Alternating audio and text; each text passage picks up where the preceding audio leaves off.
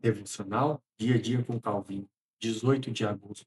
Tema: Os Grilhões da Morte. Texto bíblico: Atos dos Apóstolos, capítulo 2, versículo 24, que diz assim: Ao qual, porém, Deus ressuscitou, rompendo os grilhões da morte, porquanto não era possível fosse ele retido por ela. Nós devemos buscar uma interpretação mais segura sobre a descida de Cristo ao inferno. Nada teria sido feito se Cristo apenas tivesse suportado a morte corpórea, a fim de interpor-se entre nós a ira de Deus, e para satisfazer o seu justo julgamento. Foi necessário que ele sentisse o peso da vingança divina. Foi também necessário que ele atacasse, de certo modo, muito proximamente os poderes no inferno e os horrores da morte eterna.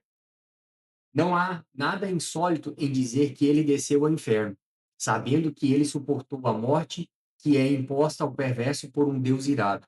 É leviano e grotesco contestar que dessa forma a ordem é pervertida, sendo absurdo que um evento que precede o sepultamento seja colocado posteriormente.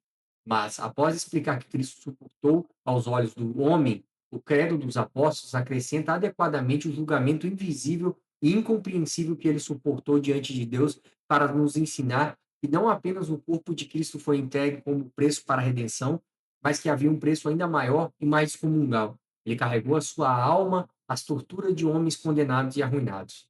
Nesse sentido, Pedro diz que Deus ressuscitou Cristo, rompendo os grilhões da morte, porquanto não era possível que fosse retido por ela.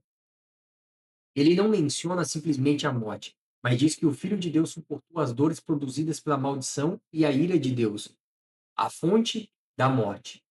Qual pouco importante seria a morte se ele superasse ileso, como fosse uma brincadeira suportável. Nisto está a prova de misericórdia infinita.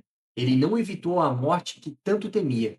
Cristo, então, orando em voz alta, com lágrimas, é ouvido em seu temor, não para que fosse eximido da morte, mas para que não fosse engolido por ela como um pecador, embora colocando-se como nosso representante.